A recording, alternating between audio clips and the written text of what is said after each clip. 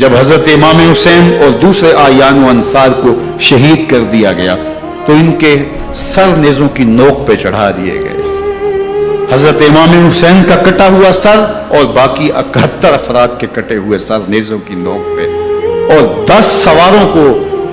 ابن سعد نے کہا کہ ان کو رون دو، اور گھوڑوں کی ٹاپوں تلے حضرت امام حسین رضی اللہ تعالیٰ عنہ اور ان کے آوان و انصار کو جو ہے وہ روندا گیا، حتیٰ کہ ان کی استخوان مبارک، ان کی ہڈیاں بھی چور چور ہو گئیں. روننے سے قبل ان کا لباس اتار لیا، ان کے کپڑے اتار لیے گئے. اللہ اکبر، کیسی دردناک گھڑیاں تھی. یزید کا صرف یہی بد کرداری کا مرحلہ نہیں تھا، اس کربلا کے صحرا کے اندر یزید نے جس طرح امام حسین رضی اللہ تعالیٰ عنہ کو شہید کیا اور حضرت امام حسین کے خاندان کو شہید کیا، جب مدینہ المنورہ پر یزید نے مسلم بن عقبہ کو مقرر کیا، جس کو بزرگوں نے مصرف بن عقبہ کہا ہے، تو اس کو کہا 3 دن تک مدینے کا حرم تمہارے لیے حلال ہوگا، جو چاہو تم کرنا، اور شامی فوجوں کو اجازت ہوگی. تو وہاں بھی انہوں نے 10,000 تابعین اور 700 صحابہ کو شہید کیا. حضرت ابو سعید خدری رضی اللہ تعالیٰ عنہ گھر سے باہر نکلے، کافی بوڑھے ہو چکے تھے، تو انہوں نے حضرت ابو سعید خدری کو پکڑ لیا. کہا تم کون ہو؟ کہا مجھے ابو سعید خدری کہتے ہیں. تو کہا ہاں تمہارا نام سنا ہے، اور داڑھی سے پکڑ کے کھینچا اور کہا کہ ہے تمہارے پاس جو ہمیں دو. تو کہا کہ میرے پاس تو کچھ بھی نہیں، میں تو فقیر آدمی.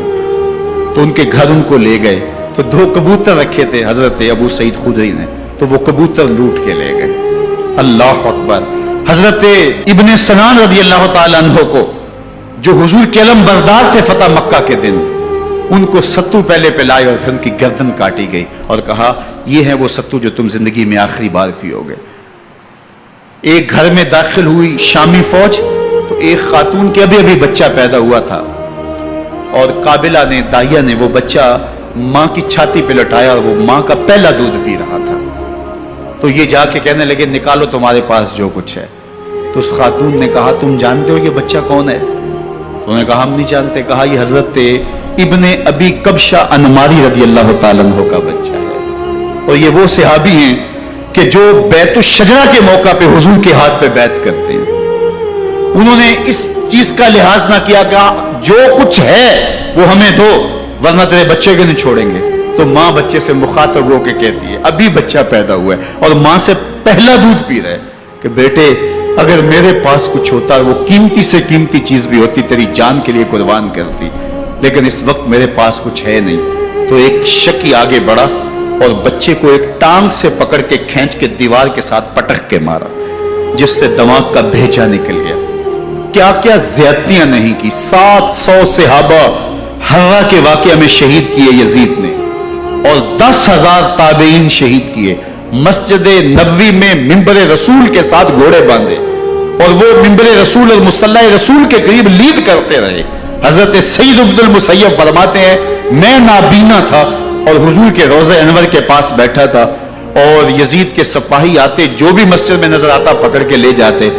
مجھے نابینا سمجھ کے چھوڑ دیتے، لیکن میں پریشان تھا کہ ظہر کا وقت ہوگا، عصر کا وقت ہوگا، مغرب عشاء کا وقت ہوگا، نہ اذان، نہ اقامت، نہ جماعت، تو کیسے مجھے پتہ چلے گا کہ نماز کا وقت ہو گیا، اور کیسی میری نمازوں کا کیا بنے گا. میں اس فکر میں بیٹھا تھا. لم ازل اسمع الاذان والاقامت من قبل رسول اللہ صلی اللہ علیہ وآلہ وسلم. فرماتے جب بھی پھر نماز کا وقت آیا، گنبد خضرا سے اذان کی بھی آواز آئی، اقامت کی بھی آواز آئی. 3 دن تک مسجد نبوی کے اندر گھوڑے بندے رہے اور مدینہ کی حرمت پامال کی. مدینہ کے گھروں کے اندر یہ بدکماش داخل ہوئے، اور جو بدکاریاں انہوں نے کی کلیجہ منہ کو آتا ہے. 1002 شیزائیں ان بدکاروں کی بدکاریوں کی وجہ سے کواری حالت کے اندر حاملہ ہوئی. 3 دن تک مدینے کا حرم انہوں نے پامال کیا، اور پھر مکہ المکرمہ میں کعبۃ اللہ پر گولے برسائے اور کعبہ کا غلاف جل گیا. وہ تو یزید مر گیا اور حضرت عبداللہ ابن زبیر رضی اللہ تعالیٰ عنہ نے اپنی خلافت کا اعلان کیا. یزید کے یہ کرتوت تھے، ادھر اہل مدینہ کو ستایا، ادھر اہل مکہ کو ستایا، اور رسول اللہ صلی اللہ علیہ وسلم کے خانوادے کی بے حرمتی اور توہین کی. نہ صرف انہیں قتل کیا گیا، ان کی لاشوں پہ گھوڑے دوڑائے۔ ابن سعد اور شمر جو ہے وہ خیموں میں داخل ہوا اور مخدرات اسلام کی چادریں چھیننے کی کوشش کی۔ حضرت زینب سلام اللہ علیہ نے مخاطب ہو کے کہا ہمارے چہرے کے رکھوالے چلے گئے ہیں، ظالم تو خیال نہیں کرتا ہم رسول اللہ کی بیٹیاں ہیں۔ حضرت شہربانو، حضرت زین العابدین اور حضرت زینب سلام اللہ علیہ ان تینوں کو ایک اونٹ پہ باندھا گیا اور باقی اونٹوں پہ باقی سادات کو، حضور کی شہزادیوں کو باندھا گیا، رسیوں میں جکڑا گیا اور اونٹوں پہ باندھ کر کے کوفے کی جانب آگے آگے شہیدوں کے سر چل رہے ہیں اور پیچھے یہ قافلہ چل رہا ہے۔ اور جب یہ قافلہ وہاں سے گزرا جہاں لاشیں پڑی تھی، امام زین العابدین 14 سال کے تھے اور بیمار تھے اور ان کا حوصلہ نہ ہوا، وہاں غشی ان کے اوپر آنے لگی اور وہ منظر ابن کثیر نے، باقی لوگوں سب نے لکھا ہے کہ پھر جب ان کی یہ حالت ہوئی تو پھر سیدہ زینب سلام اللہ علیہ جنہوں نے ابھی تک بڑے حوصلے کے ساتھ ساری مشکلات کا مقابلہ کیا تھا، اب ان کے بندن ٹوٹ گئے اور آنکھوں سے آنسو بہنے لگے اور سیدہ زینب تھے امام حسین رضی اللہ تعالیٰ عنہ کی لاش پہ کھڑے ہو کے، اور وہ روندی ہوئی لاش، ٹوٹی ہوئی ہڈیاں اور وہ بڑا بدن، کٹا ہوا سر نیزے کی نوک پہ اور لاش یہ پڑی ہے، تو حضرت سیدہ زینب نے مدینے کی طرف منہ کر کے جو ہے وہ حضور سے فریاد کی، یا محمد آہو، یا محمد آہو، ھذا حسین بالآراء مزمل بالدماء، یا محمد آہو بناتوں کا سبایا۔ رسول اللہ، اے پیارے آقا، یا جد آہو، اے ہمارے نانا محترم، یہ دیکھیے آپ کا حسین پڑا ہوا ہے، بدن سے کپڑے اتار لیے گئے، خاک ہوائیں اڑا رہی ہیں اور اس کے اوپر چادر جو ہے وہ مٹی کی پڑ گئی ہے، حضور آپ کی اولاد کاٹ دی گئی، اور پھر کہا بناتوں کا سبایا، حضور دیکھیے آپ کی بیٹیوں کے ہاتھ باندھ دیے گئے ہیں، اونٹوں پہ کس دیا گیا ہے، سر شہیدہ آگے آگے چل رہے ہیں اور حضرت سیدنا امام حسین کا آگے آگے سر ہے۔ راستے کے اندر ایک جگہ آئی، رات گزری اور ان کو اتارا گیا۔ رات کا موقع تھا، ایک خاتون آئی اور اس نے کوئی کھانا پیش کیا ان کو اور کہا کہ میں کسی زمانے میں حضرت سیدہ فاطمہ تو زہرا کی نوکری کیا کرتی تھی، ان کی لونڈی تھی، ان کی کنیز تھی، اور آج مجھے پتا چلا کہ آپ لوگ گزر رہے ہیں تو میں نے کہا کہ میں اپنی مخدومہ کے خاندان کی خدمت کروں۔ اور پھر اس نے کہا کہ اس وقت سیدہ کی گود میں ایک 6-7 ماہ کی بچی تھی جس کو زینب کہا کرتے تھے، تو سیدہ زینب نے کہا کہ اماں اگر پہچانتی ہو تو وہ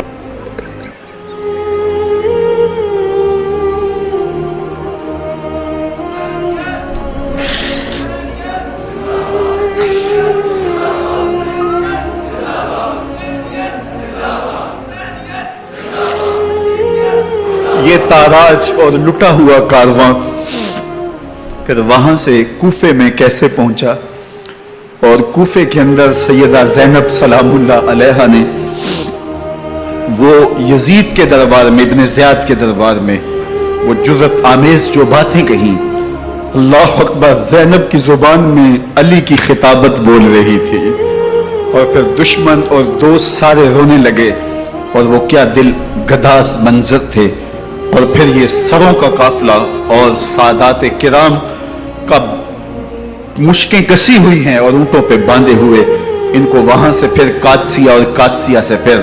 دمشق یزید کے دربار میں پہنچایا گیا، اور وہاں سے یہ لٹے ہوئے خانمہ برباد تاراج لوگ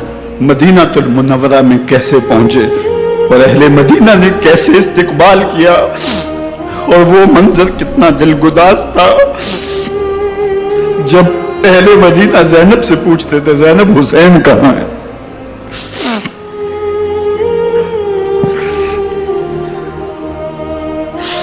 بے مروت بے وفا تیرا بھی کیا افسانہ ہے، جس نے اپنی ہی شمع کو گل کیا تو وہ پروانہ ہے، اپنے پیغمبر کے شہزادوں کو اور اپنے پیغمبر کی شہزادیوں کو جو دکھ اس امت نے دیے، یہ کائنات کی ایک انوکھی داستان ہے۔ اللہ ہمیں اسوہ شبیری پہ عمل کی توفیق عطا کرے اور ان کے نقوش پاک کی برکتیں دے، اہل بیت کی محبت ہماری روحوں میں جذب کر دے، اور جس عظیمت کے ساتھ، جس حوصلے کے ساتھ انہوں نے دکھوں کو جھیلا، جو دہکتی آگ کے شعلوں پہ سویا وہ حسین، جو جواں بیٹے کی میت پر نہ رویا وہ حسین،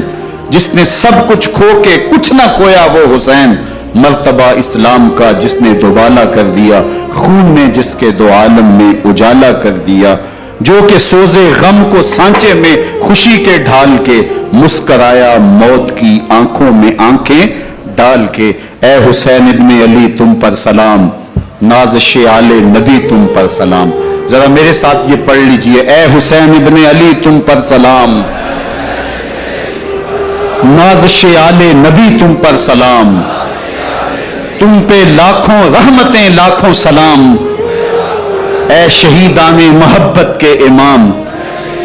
لالا گوں لالا بدن لالا کفن، اے چمن اندر چمن، زندگی ہی زندگی تیری حیات، اے حیات اندر حیات، افتخار ملت بیضا ہے تو، رب کعبہ کی قسم یکتا ہے تو، فخر کا دل میں دریچہ باز کرنا چاہیے، جن کا تو آقا ہے ان کو ناز کرنا چاہیے۔ وآخر دعوانا ان الحمدللہ۔